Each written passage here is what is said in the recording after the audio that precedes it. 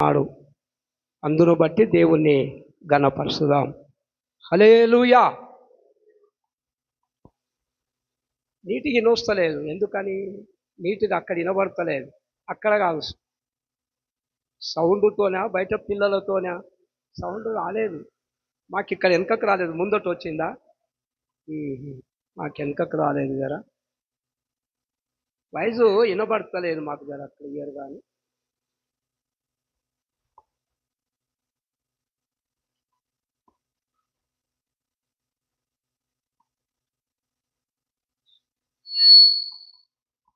సరే, అక్కడ వెనక వాళ్ళకు వినబడాలి, మనకు పర్వాలేదు కానీ చిన్న మాట చదువుకొని ముందుకు సాగుదాము.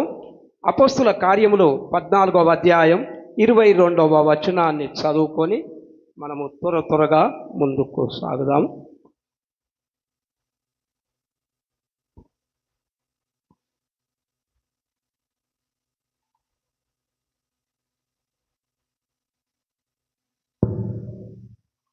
శిష్యుల మనస్సులను దృఢపరిచి విశ్వాసమందు నిలకడగా ఉండవలెననియు, అనేక శ్రమలను అనుభవించి మనము దేవుని రాజ్యములో ప్రవేశింపవలెననియు వారిని హెచ్చరించిరి. చాలు. గొప్ప దేవుడా వందనాలు. కనికరము గల తండ్రి, ఆరంభము నుండి మీరు ఇంతవరకు నడిపించినారు. ఆరాధనలో ప్రతి వాక్యములో తండ్రి నీ సన్నిధి ఉంచినారు. మహోన్నతుడా, మరొకసారి నీ పాదాల చెంతకు చేరుతున్నాం, సాయం చేయండి. గొప్ప దేవుడా, మా అందరితో మాట్లాడండి. చదవబడిన భాగంలో నుండి మా అందరితో మాట్లాడండి, సహాయం చేయండి. రకరకాల సమస్యలతో వచ్చినారు ప్రభువా. ఇంతవరకు శాంతమ్మ సిస్టర్ చెప్పిన రీతిగా ప్రభువా, ఎన్నో ఇబ్బందులు, ఎన్నో ఇక్కట్టులు ఎదురైనప్పుడు ప్రభువా నువ్వు తోడై ఉన్నావు. చెట్టుకు మంచున్నట్టు మరి నాకు ఉన్నావు అని తెలియజేశారు ప్రభువా. అట్లా ఉండే దేవుడు, కనికరించే దేవుడు, బలపరిచే దేవుడు ప్రభువా, నీ పాదాల వందనాలు. చేరిన బిడ్డలందరితో కూడా దుఃఖంతో ఉన్న బిడ్డలు, ఆయాసాలతో ఉన్న బిడ్డలు, కలవరాలు గలిబిలితో ప్రభువా వచ్చిన బిడ్డలు, నిరాశతో కృంగిన మనసులతో వచ్చి ఉన్నారు ప్రభువా. వారందరినీ కూడా బలపరిచి స్థిరపరచుమని, వాక్యము ద్వారా మాట్లాడి మహిమ పొందుమని యేసు నామమున అడుగుతున్నాము తండ్రి. ఆమెన్, ఆమెన్, హల్లెలూయా. చాలా చక్కని మాటలు ఇక్కడ వ్రాయబడి ఉన్నవి. 22వ వచనములో శిష్యుల మనస్సులను దృఢపరచి విశ్వాసమందు నిలకడగా ఉండవలెనని, అనేక శ్రమలను అనుభవించి మనము దేవుని రాజ్యములో ప్రవేశించవలెననియు వారిని హెచ్చరించెను అనే మాట వ్రాయబడి ఉన్నది. శిష్యుల మనస్సులను దృఢపరచి విశ్వాసమందు నిలకడగా ఉండవలెనని, అనేక శ్రమలను అనుభవించి మనము దేవుని రాజ్యములో ప్రవేశింపవలెననియు వారిని హెచ్చరించెను. అనేక శ్రమలు అనుభవించిన తర్వాత మనము రాజ్యములో ప్రవేశిస్తాము అని వాక్యం తెలియపరుస్తూ ఉంది. ఎందుకంటే శ్రమలు, ఏ బాధలు లేకుండా ప్రవేశించడము కష్టమని కూడా తెలియపరుస్తూ ఉన్నాడు. బాధలు సహించాలి, ఇబ్బందులు ఇవన్నీ కూడా సహించినాకనే దేవుని రాజ్యంలో ప్రవేశిద్దాము అని వాళ్ళను హెచ్చరించాడని పౌలు భక్తుడు ఇక్కడ తెలియపరుస్తూ ఉన్నాడు. నిలకడగా, విశ్వాసమందు నిలకడగా ఉండవలెనని, రాజ్యంలో ప్రవేశించాలంటే ఈ లోకానికి మనము వేరుగా జీవించాలి. విన్నారా? ఈ లోకానికి వేరుగా జీవించాలి. మూర్ఖులకు ఈ తరము వారికి వేరై జీవించుడి అని వాళ్ళను హెచ్చరించారు. మనం ఈ లోకంలో ఏం చేస్తున్నామో జాగ్రత్తగా దేవునికి మహిమ తెచ్చే వారముగా, కీర్తించే వారముగా ఉన్నామా, లేకపోతే దేవుణ్ణి దూషణకు పాలు చేస్తున్నామా అనేది కూడా మనము జాగ్రత్తగా గమనించుకోవాలని మనవి చేస్తున్నాము. విశ్వాసమందు నిలకడగా ఉండవలెనని అని చూస్తున్నాం. నిలకడగా ఉండాలి సంఘం. అన్ని విధాల వాక్యములోను, ప్రార్థనలోను, వాక్య ధ్యానములోను, ప్రార్థించుటలోను అన్ని విధాల సంఘము స్థిరపడి ఉండాలి, నిలకడగా ఉండాలి అని తెలియపరుస్తున్నాడు. నిలకడ అంటే, నిలకడ అనగా నిలకడ అంటే ఏమిటి?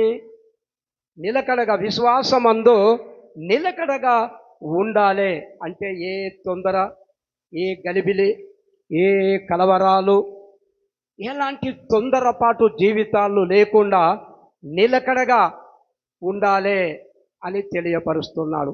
నిలకడ అంటే ఇంకా చెప్పాలంటే పిల్లలు క్రికెట్లు ఆడుతున్నారు ఇప్పుడు ఈ మధ్యన 5-6 వారాల నుండి. స్టాండ్ అయితలేడు, ఎవడు నిలకడగా లేడు, వచ్చినట్టు ఎంబడెంబడే వెళ్ళిపోతున్నారు అంటే అది నిలకడ కాదు. ఒక ఆయన నిలకడంగా ఉన్నాడు, ఆయన ఏమన్నా రన్లు చేస్తాడు అంటుంటారు కదా. నిలకడ అనే పదం దేనికైనా తట్టుకొని, అన్నిటికీ తట్టుకొని, శ్రమలకు ఇబ్బందులకు ఎదుర్కొని నిలకడగా ఉండాలి సంఘం. సంఘం అనే విధానం, ఇందులో చాలా లోతైన విషయాలు ఉంటాయి. నిలకడగా ఉండవలెనని అనేక శ్రమలను అనుభవించి మనము దేవుని రాజ్యంలో ప్రవేశింపవలెనని వారిని హెచ్చరించను. నిలకడ. కొంతమందిని అంటుంటాం, ఆయన పరిస్థితుల్లో మొన్నటిదాకా చాలా ప్రమాదంగానే ఉండే, కొంచెం ఆరోగ్యం నిలకడగా ఉన్నది అంటుంటాం మనం కదా. నిలకడగా ఉండాలి, నిలకడగా ఉండాలి. ఎటుపోతే అటు కొట్టుకొని పోకూడదు. అబద్ధ బోధకులు కానీ ఏదైనా సరే వాక్యంతోనే స్థిరపడి ఉండాలి, వాక్యం ద్వారానే ఏది చేసినా. కాబట్టి సంఘము చాలా జాగ్రత్తగా నిలకడగా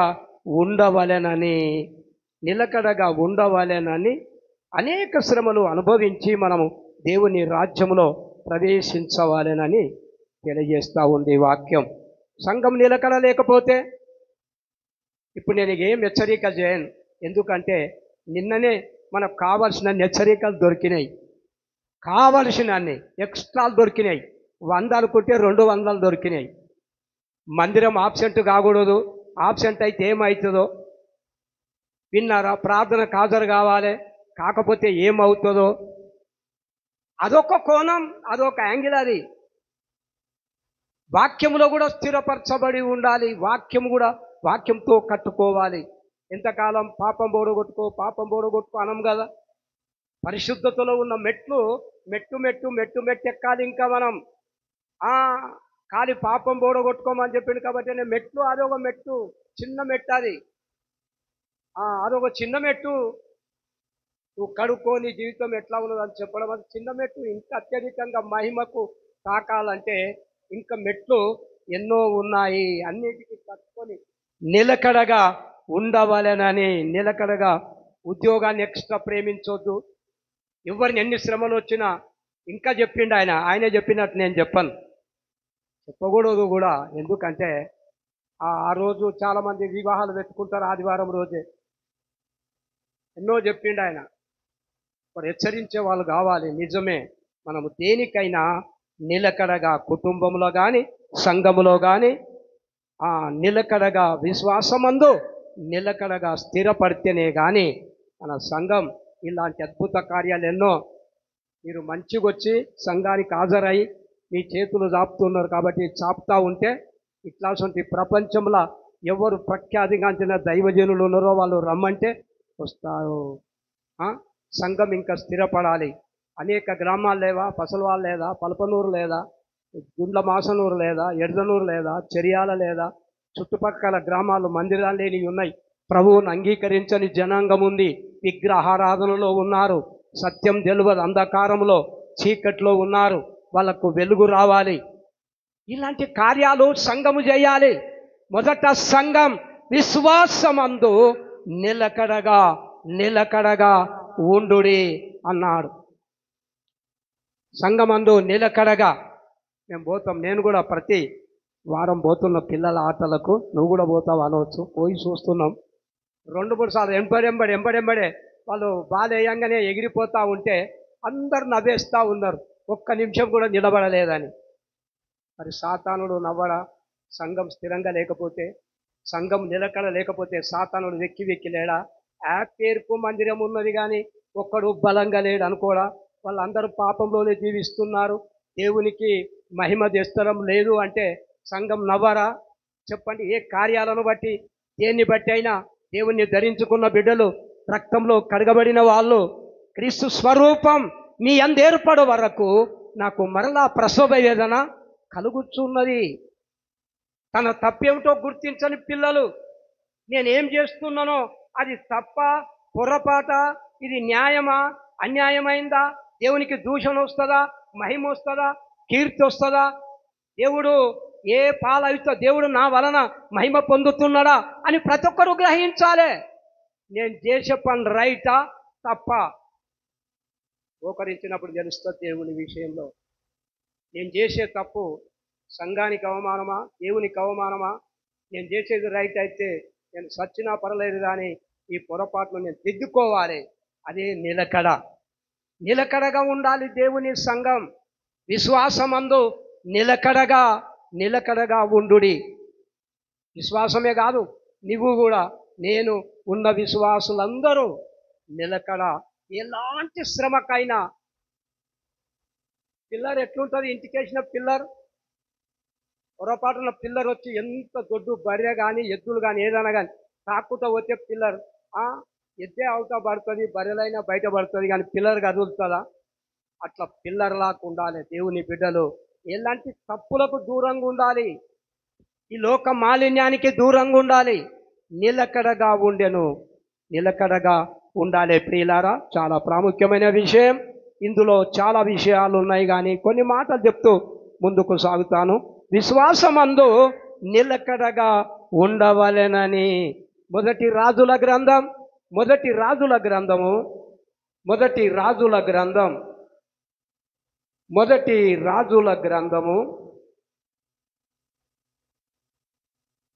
అధ్యాయం 12వ వచనము చదవండి. మొదటి రాజుల గ్రంథం 2వ అధ్యాయం 12వ వచనం. అప్పుడు సొలొమోను తన తండ్రి అయిన దావీదు సింహాసనము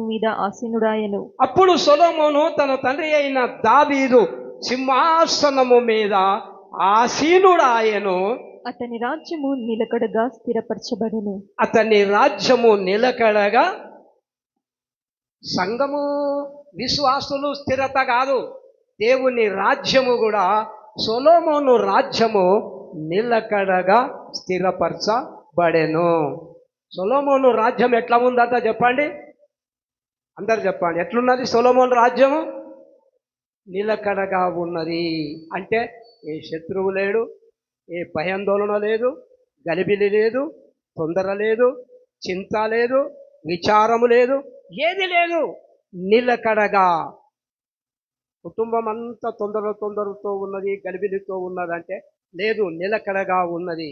ఏ కుటుంబంలో దేవుడు ఉంటాడో, దేవుని వాక్యం ఉంటుందో అదంతా నిలకడగా, అతని రాజ్యము నిలకడగా ఉండెను అని చూస్తాం మనం. నిలకడగా ఉండాలంటే కొన్ని శ్రమలు, కొన్ని ఇబ్బందులు వస్తాయి, వాటిని చంపేయాలి మనం. విన్నారా? వాటిని చంపేయాలంటే మీరు అనుకునేరు మనం చంపడానికి రాలేదు. ఏం చేయాలి? మనలో సంఘానికి, దేవునికి, ఆయన శరీరం, ఆయన రక్తానికి ఏదైనా మాలిన్యం అంటుతుందో ఏమోనని, ఒకవేళ అంటేది మన హృదయంలో ఉంటే ఆ అంటేదాన్ని చంపేయాలి. ఆ అంటేదాన్ని ఏం చేయాలి మనము? ఈ లోక మాలిన్యం నుండి కడగబడాలంటే ఏది చెడు అవుతున్నదో దాన్ని ఏం చేయాలి మనము? చంపేయాలి. దాన్ని ఏం చేయాలి మనం? చంపేయాలి. ఇక్కడ ఒక మాట చెప్పి నేను ముందుకు చదువుతా. సొలొమోను, అది దావీదు మరణ దినాలు సమీపించినప్పుడు అతడు తన కుమారుడైన సొలొమోనుకి ఇలాగ ఆజ్ఞ ఇచ్చెను, లోకులందరూ పోవలసిన మార్గమును నేను పోతున్నాను కాబట్టి నువ్వు ధైర్యం తెచ్చుకొని నిబ్బరంగా ఉండి నీకు యెహోవా అప్పగించిన పనిని చెయ్యమని చెప్పాడు. ఇక్కడ జాగ్రత్తగా వినండి. సొలొమోను దావీదు మరణదినం వచ్చినప్పుడు తన కుమారుని పిలిచి కొన్ని మంచి చెడ్డలు తెలియజేస్తున్నాడు. ఈ ఒక్క మాట మనసులో పెట్టుకోండి, పిల్లలను అక్కడిక్కడ తిరగనీయకండి. సొలొమోను, దావీదు చాలా మంచి మాటలు సొలొమోనుకు తెలియజేశాడు.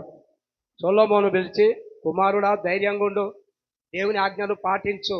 కానీ పాటించలేడు ఆయన, పాటించలేడు. కానీ దేవుని ఆజ్ఞలను పాటించు, మంచిగా నడుచుకో అని తన కుమారుడైన దావీదు మాత్రం చాలా చక్కగా తెలియపరిచాడు. జాగ్రత్తగా వినండి. ఇప్పుడు ఆయనకు స్థిరపడకుండా, రాజ్యము నిలకడగా లేకుండా కొంత శత్రుమూక కూడా దావీదుకున్నది. ఆ దావీదు తన కుమారునికి తెలియజేస్తా ఉన్నాడు. మాట చెప్పండి. దావీదుకు శత్రువులు ఉన్నారు. అందులో ఒక ఇద్దరు పేరు చెప్పండి. చాలా మంది శత్రువులు ఉన్నారు కానీ చెప్పండి. సౌలు, మంచి మాట చెప్పారు. సౌలు అప్పుడే లేచిపోయాడు, అప్పుడే అయిపోయాడు ఆయన. ఈ 2వ అధ్యాయం ప్రారంభమైంది ఇప్పుడు. అంతకంటే ఇంకెక్కువ ఉన్నారు. సౌలు శత్రువే. ఇంకా సౌలుకు దావీదుకు శత్రువులు ఉన్నారు. వాటిని గురించి కూడా ఆయన తెలియజేస్తున్నాడు. ప్రవర్తన జాగ్రత్తగా గనుకు, ఆయన శాసనాలను గైకొనుము. అప్పుడు నీ పిల్లలు తమ ప్రవర్తన విషయంలో జాగ్రత్తగా ఉండి నా ఎదుట తమ పూర్ణ హృదయంతో పూర్ణ మనసుతో నిత్యం అనుసరించి నడుచుకొనిన ఎడల ఇజ్రాయేళ్ల రాజ్యము, ఆ రాజ్య సింహాసనం మీద ఆసీనుడగు వాడు నీకుండక మానడని యెహోవా నన్ను గూర్చి ప్రమాణము చేసిన దానిని స్థిరపరచుకో అని దేవుడు తెలియజేస్తా ఉన్నాడు. వెంటనే ఇక్కడ దేవుడు దావీదుకు తెలియజేశాడు, నీ కుమారులను స్థిరపరచు, నీ కుమారునికి మంచి ఆజ్ఞాపించు, నేను చెప్పిన మాటలు అని చెప్పి సొలొమోనుకు చెప్పిన తర్వాత మళ్ళీ ఇప్పుడు చూడండి 5వ వచనము నుండి చూడండి. 2:5 చదవండి నాన్న. అయితే సెరూయా కుమారుడైన యోవాబు నాకు చేసిన దానిని నాకు చేసిన దానిని ఇశ్రాయేలు సేనాధిపతులకు నేరు కుమారుడైన అబ్నేరు, యాపేరు కుమారుడైన అమాషాయను వారందరికీ అతడు చేసిన దానిని నీ వెరుగుదువు. అతడు వారిని చంపి యుద్ధ సమయమందైనట్లుగా సమాధాన కాలమందు రక్తము చిందించి దానిని తన నడికట్టు మీదను తన పాదరక్షకుల మీదను పడచేసెను అన్నారు. ఇప్పుడు దావీదు సొలొమోనుకు తెలియజేసిన విధానం మనం చూస్తున్నాం కదా. ఇక్కడ చాలా ప్రాముఖ్యమైన విషయం. ఇక్కడ దావీదు సొలొమోను గురించి చెప్పిన తర్వాత, వాళ్ళ సంతానం అన్ని చెప్పిన తర్వాత, యోవాబు అనే పేరు ఇక్కడ ఎత్తుతా ఉన్నాడు. వీడు చాలా కీడు చేసి అనేక మందిని రక్తము ఒలికించి చాలా ప్రమాదకరమైన పనులు చేశాడు. కాబట్టి వాణ్ణి వదిలేయకు అని చెప్తున్నాడు దావీదు సొలొమోనుకు. విన్నారా? మన జీవితంలో కూడా మనకు హానికరమైంది, దేవునికి వ్యతిరేకమైనది మనము తీసేసుకోవాలి. తీసేయకపోతే దేవుడు తీసేస్తాడు. విన్నారా? తీసేయకపోతే దేవుడు తీసేస్తాడు. మనం సమయం ఇస్తాడు, ఆ సమయంలో తీసేయకపోతే దేవుడు తీసేస్తాడు. దావీదు కాలంలో యోవాబు అనేవాడు మహాసైనికుడే, పరాక్రమం కలిగినోడే యోవాబు. కానీ దావీదు ఏం చేయలేకపోయాడు యోవాబును. చాలా శత్రుత్వము, చాలా మందిని చంపాడని కూడా ఇక్కడ వ్రాయబడి ఉంది. నువ్వు ఎరుగుదువు. అమాషాయాను ఇంకెవరిని చంపాడు చెప్పండి? ఇద్దరిని. సెరూయా కుమారుడైన యోవాబు చేసిన దానిని ఇజ్రాయేలుల సేనాధిపతులను నేరు కుమారుడైన అబ్నేరు, ఏజెరు కుమారుడైన అమాషాయాను వారిద్దరిని చేసిన దానిని నువ్వు ఎరుగుదువు. అతడు వారిని చంపి యుద్ధ సమయమైనట్లుగా సమాధానమందు రక్తము చిందించి దానిని నడికట్టు మీద తన పాదరక్షల మీద నువ్వు పడజేశను అని తెలియజేశాడు. ఇక్కడ యోవాబు గురించి ఒక ప్రస్తావన ఇక్కడ సొలొమోను తెలియజేస్తున్నాడు. ఇతడు చాలా ప్రమాదమైన వ్యక్తి. ఇతని నువ్వు ఇంకేమంటాడు అతని గురించి? త్వరగా చదువు నాన్న, నీకు ఈ విషయం తెలవాలని జాగ్రత్తగా చదివిపిస్తున్నాను. 6వ వచనం చదువు నాన్న. నీకు తోచినట్లు అతనికి చేయవచ్చును గాని. చూసినవా ఏమంటున్నాడు ఆయన? నీకు తోచింది ఆయనకు చేశాయి. ఈ క్రియ ఉండకూడదు అంటే ఏం చేయాలంటే మనము చంపేయాలి మొదలు. హానికరమైంది, నీ శరీరానికి హానికరమైంది ఏదున్నా మనము తీసేయాలి. ప్రమాదమైంది దేవుని విషయంలో, సంఘ విషయంలో ఏదైనా మనము దాన్ని తీసేయాలి అని తెలియపరుస్తా ఉన్నాడు. నడికట్టు మీదను తన పాదరక్ష మీదను పడవేశను, నీకు తోచినట్లు అతనికి చేయుము గాని అతని నెరసిన తల వెంట్రుకలను సమాధికి నెమ్మదిగా దిగనీయవద్దు అంటే అర్థం ఏమంటే, వాక్యం చూస్తున్నారా లేదా అందరు? వాక్యం చూస్తున్నారా అందరు? వాక్యం చూస్తున్నారా? వాక్యం చదువుతున్నారా? ఏమని ఉన్నది అక్కడ? తల వెంట్రుకలను సమాధికి నెమ్మదిగా దిగనీయవద్దు అంటే అర్థం ఏమది? తొందరగా ఏం చేయాలి చెప్తలేరు ఎవరు. తొందరగా మనం మనుషుల గురించి అట్లా అనుకోవద్దు. నేను ఆధ్యాత్మికంగానే తెలియపరుస్తున్నా. నేను మన ప్రమాదానానికి హానికరమైంది ఏమన్నా చేస్తే తొందరగా ఏం చేయాలి? దాన్ని చంపేయాలి. రైట్, వాక్యములు ఉన్నది కదా, దాన్ని చంపేయాలి, వెంటనే తీసేసుకోమని చెప్తున్నాము. కానీ మేము ఎందుకంటే మనం క్రైస్తవులు కత్తులు పట్టుకునేది కాదు. ఒక్కసారి కొట్లాడినామంటే నువ్వు 90 నీవు బతికినన్ని రోజులు సాక్షిగా నిలబెట్టుకోలేవు, నీ సాక్ష్యాన్ని నిలబెట్టుకోలేవు. విన్నారా? ఊరందరూ పట్టణమంతా రాళ్లతో కొడితే స్టెఫెన్ చనిపోయాడే తప్ప దేవా నేను కూడా రాళ్ళు తీసుకుంటానలేదు. మన దేవుని బిడ్డలము మనం ఎప్పుడైనా శరీరకంగా యుద్ధం చేసే పని లేదు. నీ హానికరమైంది చంపే తీసేయి. యోవాబు చెప్పాడు, తల వెంట్రుకలు తెల్లవాడేంత వరకు ఉంచకు, తొందరగా సమాధేశాయి, నీకు తోచినట్టు అతనికి చేసేయి అన్నాడు. మనం ఇప్పుడు మీకు డౌట్ ఉంటే మరలా చెప్తాను. కొలస్సీ 3:5 చదవండి. కొలస్సీ 3:5 చదవండి దయచేసి. కావున కొలస్సీ 3వ అధ్యాయం 5వ వచనము చదవండి. కావున మీ అవయములను అనగా కావున భూమి మీద మీ అవయవములను అనగా జారత్వమును, అపవిత్రతను, కామాతురతను, దురాశను, విగ్రహారాధన అయినను ధనాపేక్షను చంపివేయుడి అంటే అర్థం ఏమది? ఇవన్నిటిని కూడా చంపేయి. పాత నిబంధనలో ఉన్న చరిత్ర అంతా అదే చెప్తా ఉంది. అపవిత్రత మనం ఏం చెప్పిన మూలపదం బాగా గుర్తుండాలి. మనం అనేక శ్రమలను పొంది విశ్వాసమందు నిలకడగా ఉండి ఆయన రాజ్యంలో మనము ప్రవేశించాలి. ఇక్కడ మనం అన్ని కూడా ఏం చేయాలంటే చంపేయాలి అని ఇక్కడ తెలియపరుస్తున్నాడు. ఒక్కటి చెప్పిండు. ఇప్పుడు ఇంకొక ఆయన గురించి చెప్తున్నాడు చూడండి. 7వ వచనము చెప్పండి. 7వ వచనం చదవండి. ఇందులోనే 2:7 చదవండి. నేను నీ సహోదరుడైన అబ్షాలోము ముందర నుండి పారిపోగా గిలాదీయుడైన బర్జిల్లాయి కుమారులు నా సహాయమునకు వచ్చిరి. నీవు వారి మీద దయయుంచి నీ బల్ల యొద్ద భోజనము చేయు వారిలో వారిని చేర్చుము. అందరు గట్టిగా స్తోత్రం చెప్పండి. అందరూ నిద్రపోయేటోళ్ళు స్తోత్రం చెప్పండి. హల్లెలూయా. ఇప్పుడు యోవాబు గురించి చెప్పిండు. అతన్ని సమాధికి పోనీయకుండా నువ్వు చూసుకో అని చెప్పాడు. ఇప్పుడు బర్జిల్లయి గురించి మాట ఎత్తుతున్నాడు. ఈ బర్జిల్లయి కూడా ఎంత మంచివాడంటే, బర్జిల్లయి నాకు సహాయము చేయవచ్చును అన్నాడు. ఈ బర్జిల్లయి ఆపదలలో దావీదుకి ఏం చేశాడో చాలా విషయాలలో రాయబడి ఉంది. అతనికి అరణ్యంలో ఉన్నప్పుడు ఏమేమి సామాన్ తీసుకొని వచ్చిండో ఆ మాట చదవండి తొందరగా. ఎవరు ఎంత ముందరగా చదివితే వాళ్ళు బైబుల్ చదివినట్టు లెక్క. తొందరగా చదవండి.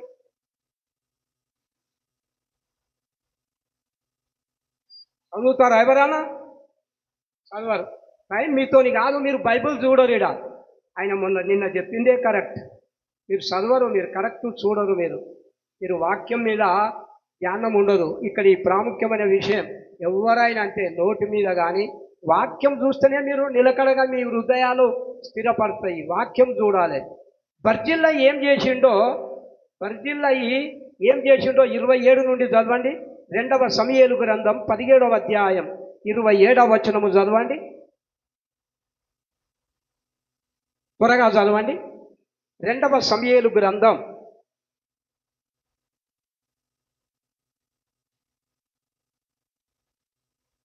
17వ అధ్యాయం 27వ వచనం నుండి చదవండి. దావీదు మహానాయిమునకు వచ్చినప్పుడు అమోనీయుల రబ్బా పట్టణపు వాడైన నాహాషు కుమారుడగు షోబీయును లోబేదారు ఊరివాడగు అమ్మీయేలు కుమారుడైన మాకీరును రోగేలీము ఊరివాడునగు గిలాదీయుడైన బర్జిల్లాయిము అరణ్యమందు జనులు అలసిన వారై దావీదు అరణ్యములో అన్నము నీళ్లు ఏది లేకుండా ఎంతో తిప్పలు పడతా ఉన్నాడు. మనము కూడా కొన్నిసార్లు నీళ్లు రాకపోతే ఎన్నో తిప్పలు పడతామా లేదా? ఇప్పుడు నీళ్లు రాలేవనుకోండి, ఒకరి మీద ఒకరు కోపం, ఒకరి మీద ఒకరి కోపం రగులుతూ ఉంది నీళ్లు లేకపోతే. మరి దేవుడు అన్నం లేకపోతే అన్నం ఇస్తున్నాడు, నీళ్లు లేకపోతే నీళ్ళు ఇస్తున్నాడు. దేవుడు ఎన్ని మేళ్ళు మనకు చేస్తున్నాడు, సమకూరుస్తున్నాడు దేవుడు. అందుకనే కీర్తించుట మంచిది అన్నాడు. ఎందుకంటే నీళ్ళిచ్చిన దేవుణ్ణి కీర్తించాలి, అన్నం ఇచ్చిన దేవుణ్ణి కీర్తించాలి, మనం పోషించాలి, ఆరోగ్యం ఇచ్చిన దేవుణ్ణి పోషించాలి. ఆయనను పోషించిన దేవుణ్ణి మనం కీర్తించి మహిమపరచాలి. ప్రియులారా, దావీదు పనివాళ్ళు అరణ్యములు ఉన్నారు, అలసిపోయిన స్థితిలో ఉన్నారు, నీళ్లు లేవు, ఏమి లేవు. అలాంటి పరిస్థితుల లోపల బర్జిల్లయి 28 అరణ్యమందు జనులు అలసిన వారై ఆకలిగొని దప్పిగొని ఉందురని తలంచి. మైకు దినాకరన్ మైకు కరెక్ట్ రాని ఎన్నుకున్నోళ్ళకి వినబడతలేదా? అదే మైక్ కరెక్ట్ పెట్టండి. మరలా చదువున్నాను. అరణ్యమందు జనులు అలసిన వారై కొంచెం మరలా చదువు దగ్గర పెట్టుకొని. అరణ్యమందు జనులు అలసిన వారై ఆకలిగొని దప్పిగొని ఉందురని తలంచి పరుపులు పాత్రలు కుండలు గోధుమలు యవలు పిండి వేచిన గోధుమలు కాయధాన్యములు చిక్కుడు కాయలు పేలాలు తేనె వెన్న గొర్రెలు జున్ను ముద్దలు దావీదును అతని యొద్దనున్న జనులను భోజనము చేయుటకై తీసుకొని వచ్చిరి. ఎంత మంచోడు చూడండి. ఆయన అన్ని చెప్తున్నాడు. దావీదు ఎవరమైనా అంటే చాలా జాగ్రత్తగా మీకు మాట గుర్తుకు తెస్తాను. దేవుడు కూడా అంతే. దేవుని పని కొరకు నువ్వే పని చేసినా దేవుడు జ్ఞాపకము చేసుకుంటాడు. అందరు మనసు ఇక్కడ పెట్టండి. నువ్వు దేవుని కొరకు ఏ పని చేసినా దేవుడు నిన్ను జ్ఞాపకము చేసుకుంటాడు, మర్చిపోడు సుమా. దేవుడు ఎప్పుడు మర్చిపోయే దేవుడు కాదు. నువ్వే పని చేసినా చాలా ఆకలిగొని వచ్చే సేవకుడు నీ ఇంటి ముగ్గడికి వస్తే చల్లని ఫ్రిడ్జ్లో నీళ్ళు తీసి ఇచ్చినావు అనుకో, అది దేవుడు కౌంట్ చేసుకుంటాడు. ఫలము పోగొట్టుకోరు అని వాక్యం ఉన్నది. అలసిపోయిన దావీదుకు అరణ్యములో నీళ్లు తిప్పలు పడుతున్నప్పుడు పండుకుంటే ఏం కావాలి? నిన్న కూడా అందరు చాలామంది కూర్చున్నప్పుడు ఇక్కడ చాలామంది చాలాసేపు 2 గంటలు సైలెంట్గా కూర్చున్నారు అందరు. కానీ మీ కూర్చున్న వాళ్ళు కూడా మిగతా ఆలోచించి ఏమన్నారు? ఏం కూర్చున్నారు? ఆ కిందంతా కంకర్రాళ్ళు, ఆడ షాప్ లేదు, ఏం కూర్చున్నారు అన్నాడు. మరి అరణ్యంలో ఎక్కడ దొరికితే అక్కడ తల కిందుకుంటుంది, నడుములు ఎక్కుంటాయి, కాళ్ళ కింద ఉంటాయి, గడ్డలు, రాళ్ళు, రప్పలు, భూమి లేవలుగుంటుందా? అందుకనే పరుపు తీసుకొని బర్జిల్లయి చాలామందిని తోలుకొని జున్ను గడ్డలు, అన్ని పేలాలు, వాళ్ళకు కావలసిన ఆహార ధాన్యాలు అన్నీ తీసుకొని వచ్చి ఎవరి దగ్గరికి తీసుకొని వచ్చిండు? అరణ్యంలో దావీదు శ్రమలు ఇబ్బందులు పడుతున్నారని తెలిసి దావీదు వాళ్ళ దగ్గరికి తీసుకొని వచ్చాడట. విన్నారా? నువ్వు దేవునికి ఏ పని ఇచ్చినా ఏది చేసినా దేవుడు జ్ఞాపకం చేసుకుంటాడు. అరణ్యమందు జనులు అలిసిన వారై ఆకలికొని దప్పికొనుచున్నారని తలంచి పరుపులు, పాత్రలు, కుండలు, గోధుమలు, ఎవలు, పిండి అంతా తీసుకొని దావీదు దగ్గరికి వచ్చారు అరణ్యానికి. దావీదు ఏం గుర్తుకు తెస్తున్నాడు మరణ దినంలో? ఇక్కడ చూడండి, అతనికి సహాయము చేసినోడు, అన్నం పెట్టినవాడు, ఆదరించినోడు గుర్తొస్తున్నాడు. గుర్తొస్తాడు ఖచ్చితంగా. అంటుంటారు కదా, దెబ్బలు కొట్టినోడు గుర్తొస్తాడు, అన్నం పెట్టినోడు ఖచ్చితంగా. ఆయన అంటున్నాడు, ఆయన నా సహాయము కొరకు నేను ఆకలికొని ఉన్నప్పుడు అరణ్యంలో నేను ప్రయాణం చేస్తూ వచ్చినప్పుడు నాకు బర్జిల్లా అనే అతనిచ్చి నా పరుపులు తీసుకొని వచ్చి నేను అలసిపోయిన సమయాన నన్ను ఆదరించిండు. మరి వారిని ఏం చేస్తావు? నా కుమారుడా, నువ్వు తినే అన్నము దగ్గర, నీవు ఏ భోజనము చేస్తే ఆ భోజనము దగ్గర, నువ్వు ఏది పానము చేస్తావో దాని దగ్గర నువ్వు కూడా కూర్చునబెట్టుకో. నీ బల్ల యొద్ద అతనికి నివాసం ఇవ్వు, అతన్ని ఆదరించు, ధైర్యపరచు. అతడు నాకు సహాయం చేసిండని చెప్తున్నాడు. యోబాబు విషయంలో ఏం చెప్పాడు? యోబాబు విషయంలో ఇతడు కీడు చేసిండు. ఇక్కడ దావీదు బర్జిల్లై విషయంలో ఇక్కడ చాలా, ఇంకా కిందికి చదవండి నాన్న, ఇంకా కిందికి చదవండి. మొదటి రాజులే 2వ అధ్యాయం త్వరగా చదవండి. మరియు బెన్యామీయుడైన గేరా కుమారుడును బహూరీము ఊరివాడునైన షిమీ నీ యొద్ద ఉన్నాడు. షిమీ నీ యొద్ద, ఎన్నో వచనము నాన్న? 8. మరియు బెన్యామీయుడైన గెరా కుమారుడగు బహూరీము ఊరివాడైన షిమీ నీ యొద్ద ఉన్నాడు. నేను మహానాయిమునకు వెళ్ళుచుండగా అతడు నన్ను శపించెను. నన్ను ఎదుర్కొనుటకై అతడు యోర్దాను నది యొద్దకు దిగిరాగా యెహోవా తోడు, కత్తి చేత నేను నిన్ను చంపనని ప్రమాణము చేసి తిని, వానిని నిర్దోషిగా ఎంచవద్దు, నీవు సుబుద్ధి గలవాడవు గనుక వానినేమి చేయవలెనో అది నీకు తెలియను. వాని నెరిసిన తల వెంట్రుకలు రక్తముతో సమాధికి దిగజేయుము. ఏమంటాడు మళ్ళా? నెరిసిన వెంట్రుకలు కనపడని, అంటే తల మీద తెల్లగా ఎంటికలు తెల్లగా కాక మొదలేవాన్ని. అంతే. ఎందుకని? మన జీవితంలో ఎప్పటికప్పుడు ఈ కడగబడే జీవితం పవిత్రమైన జీవితాన్ని తెలియపరుస్తూ ఉంది. పవిత్రమైన జీవితాన్ని తెలియపరుస్తూ ఉంది. ప్రియులారా, మనము చాలా విషయాలలో ఇవన్నిటినీ మనము జాగ్రత్తగా చూస్తే ఇక్కడ చాలా విషయాలు ఉన్నాయి. ఇప్పుడు ఆయన యోవాబు ఎవరెవరిని చంపిండనేది ఉన్నది.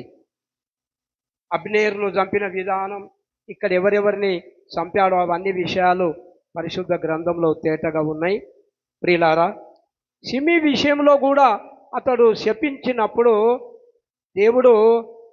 దేవుడు అతన్ని శపించమని ఆజ్ఞాపించాడు. కాబట్టి అతన్ని ఏమనకూడదని దావీదని తన మరణ కాలములో గుర్తుకు తెస్తున్నాడు. షిమీని కూడా నువ్వు మరువవద్దు అని చెప్పాడు. ఇవన్నీ చెప్పిన తర్వాత సింహాసనం మీద రాజు అయిన తర్వాత ఏం చేస్తున్నాడో చూడండి. ఏం చేస్తున్నాడో చక్కగా మాట ఇక్కడ వ్రాయబడి ఉన్నది. 27 చదవండి. 27 చదవండి. 2 మొదటి రాజులు 2:27 చదవండి త్వరగా. తరువాత సొలొమోను అబ్యాతారును యెహోవాకు యాజకుడుగా ఉండకుండా తీసివేశాడు. వెంబడే తీసేశాను. అందువలన యెహోవా ఏలి కుటుంబీకులను గూర్చి షీలోహులో ప్రమాణము చేసిన మాట నెరవేరెను. యోవాబు అబ్షాలోము పక్షము అవలంబింపకపోయినను అదోనియా పక్షము అవలంబించియుండెను గనుక ఈ వర్తమానములు అతనికి రాగా అతడు పారిపోయి యెహోవా గుడారమునకు వచ్చి బలిపీఠపు కొమ్ములను పట్టుకొనెను. బలిపీఠము కొమ్ములను పట్టుకున్నాడు. ఎవరు పట్టుకున్నాయన? ఎవరు పట్టుకున్నారు? సప్పుడు చేస్తలేరు మీరు. అందుకనే వాక్యం జాగ్రత్తగా చూడమని చెప్పిన నేను. వాక్యం చదవాలి జాగ్రత్తగా. వాక్యం చదువుతూనే అర్థమవుతుంది. నోటి మీద మనము కాదు, చూడాలి. యోవాబే ఆయన రాగానే ఆయనే అదే పని మీద ఉన్నాడు కాబట్టి తర్వాత చదవండి, అక్కడ 28 చదవండి. యోవాబు అబ్షాలోము పక్షము అవలంబింపకపోయినను 30 చదవండి, లేదా 30 చదవండి. బెనాయా యెహోవా గుడారమునకు వచ్చి రాజు నిన్ను బయటికి రమ్మని సెలవిచ్చెనని యోవాబుతో చెప్పెను. అతడు అది కాదు, నేనిక్కడనే చచ్చెదనగా బెనాయా తిరిగి రాజునొద్దకు వచ్చి యోవాబు తనతో చెప్పిన మాట రాజునకు తెలియజేసెను. అందుకు రాజు ఇట్లనెను, అతడు నీతో చెప్పినట్లుగా చేయుము. అతడు దారపోసిన నిరపరాధుల రక్తమును నా మట్టుకును నా తండ్రి కుటుంబీకుల మట్టుకును పరిహారము చేయుటకై అతని చంపి పాతిపెట్టుము. నేరు కుమారుడును ఇశ్రాయేలు వారి సమూహాధిపతి అయిన అబ్నేరును, యాతీరు కుమారుడును, యూదా వారి సేనాధిపతియునైన అమాషాయును అను తనకంటే నీతిపరులను యోగ్యులనగు ఈ 2 మనుషుల మీద పడి యోవాబు నా తండ్రి అయిన దావీదు ఎరుగకుండా వారిని చంపివేసెను గనుక అతడు దారపోసిన రక్తము యెహోవా అతని తల మీదకే రప్పించును. మరియు వీరు ప్రాణదోషమునకు యోవాబును అతని సంతతి వారును సదాకాలము ఉత్తరవాదులు గాని దావీదునకు అతని సంతతికిని అతని కుటుంబీకులకును అతని సింహాసనమునకును సమాధానము యెహోవా వలన ఎన్నటికీ అని చెప్పి యోవాబును తీసుకొచ్చి బెనాయా ద్వారా యోవాబును అతము ఆర్చినట్టు ఇక్కడ వాక్య భాగంలో మనము చూస్తాం. ఎవరైతే హానికరంగా ఉన్నదో దానిని మనము ఈ మధ్యాహ్నం వేళ తీసివేసుకోవాలి. ప్రియులారా, లోక మాలిన్యం అంటకుండా జాగ్రత్తగా మనము కడుక్కోవాలనే చూస్తున్నాం. సమయం ఎక్కువ లేదు కాబట్టి యాకోబు రాసిన పత్రిక 1వ అధ్యాయం 27వ వచనము చదవండి దయచేసి. యాకోబు రాసిన పత్రిక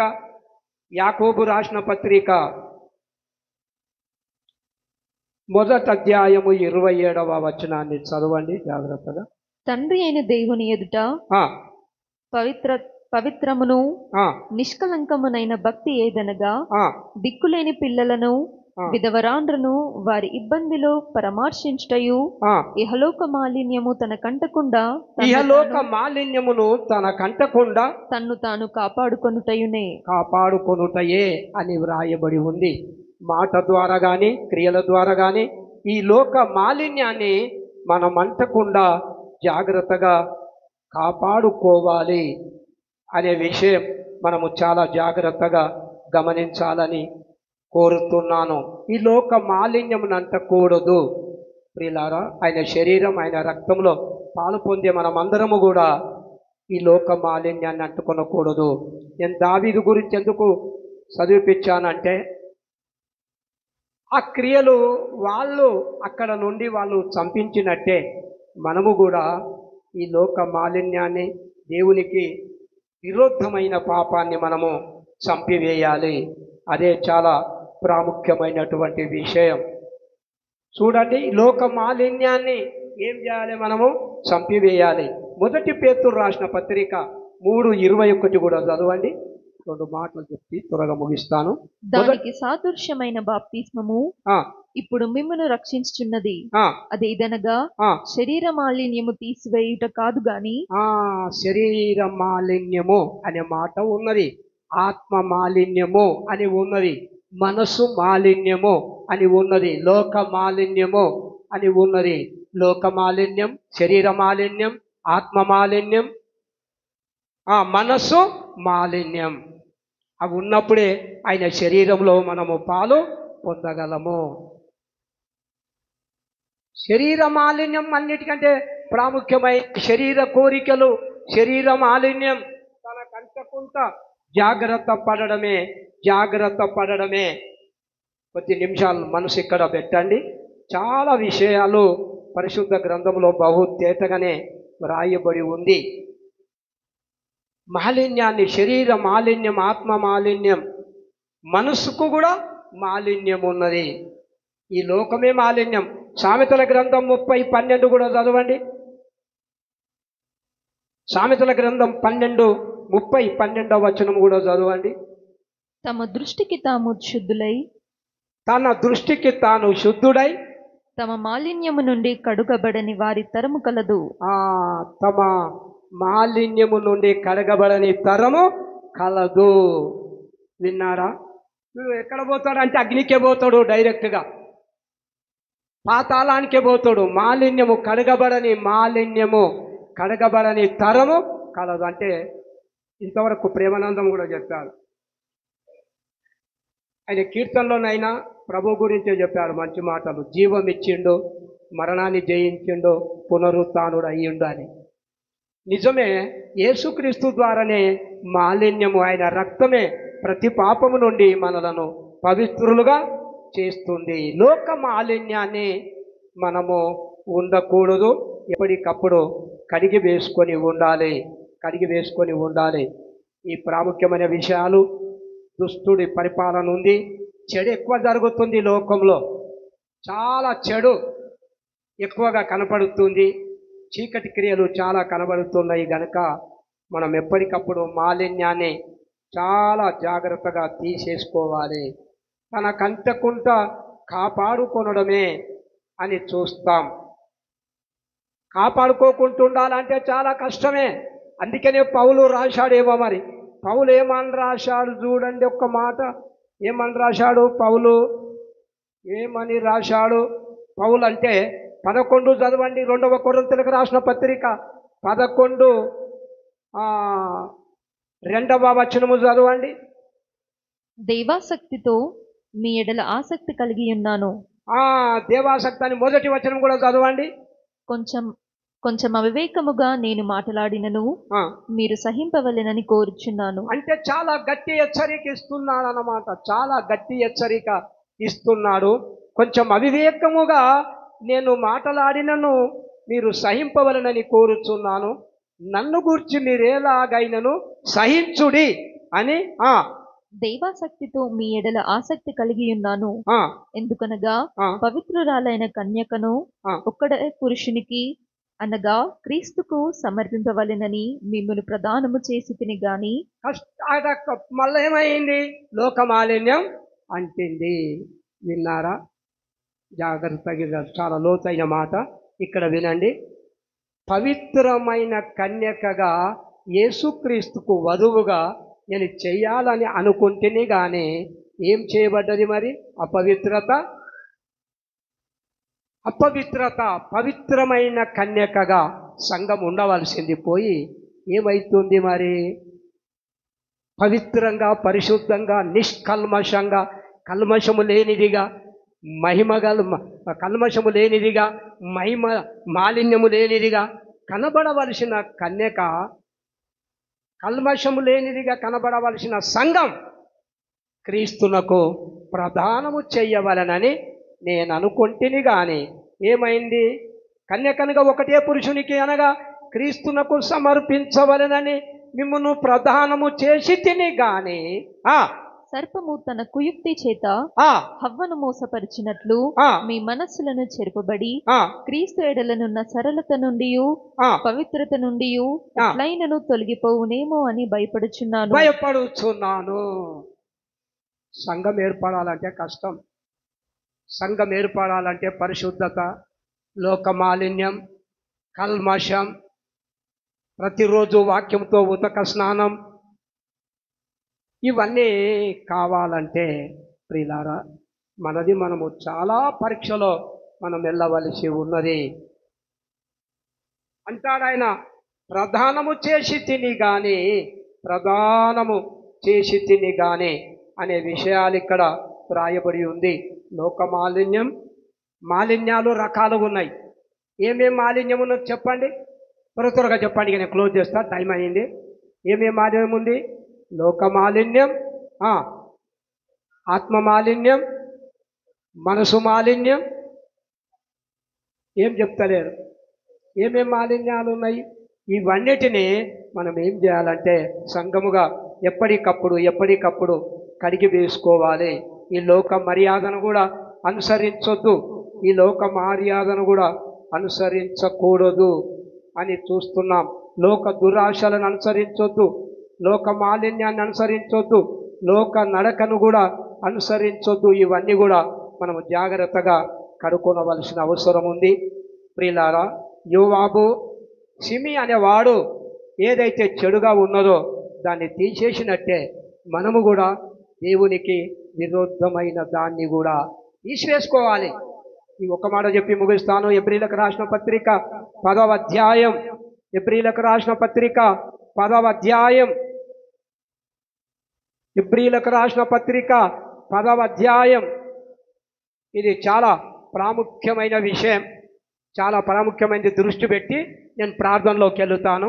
అందరు తీయండి ఈ మాట, అందరు చెప్పండి, లేకపోతే అందరు చెప్పండి. నేను చెప్పినట్టు తీశారా? అందరు తీసిండ్రా లేదా? తీస్తే చెప్పండి.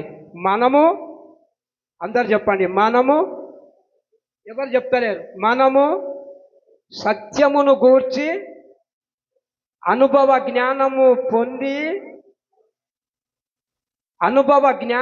పొందిన తరువాత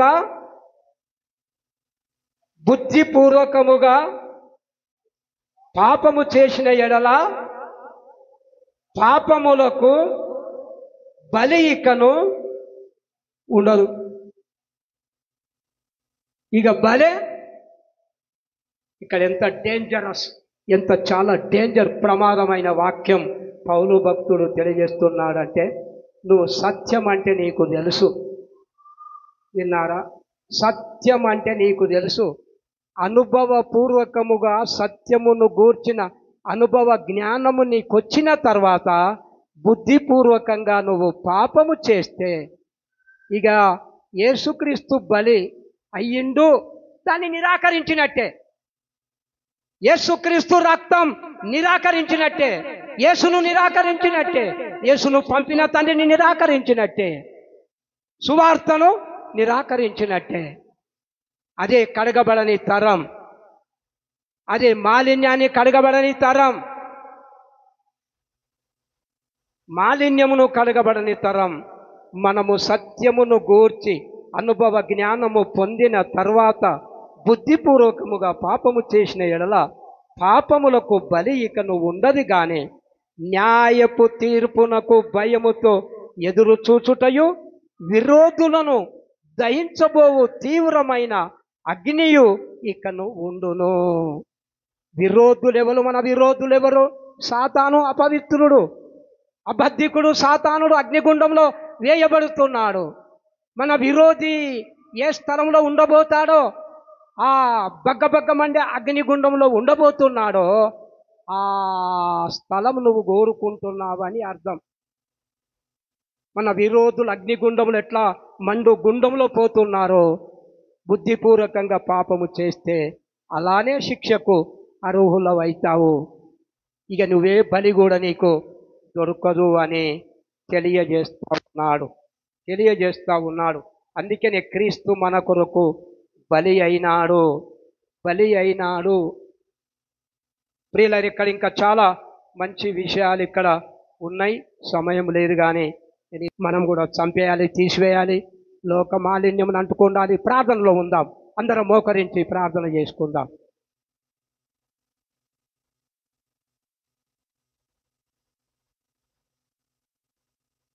అనుభవపూర్వకంగా సత్యమును గూర్చి అవగాహన ఉన్నప్పటికీ మరలా పాపం వైపు చూస్తే మనము తీవ్రమైన దహించు అగ్నికి మనము అర్హులమైతామని తెలియజేశాడు.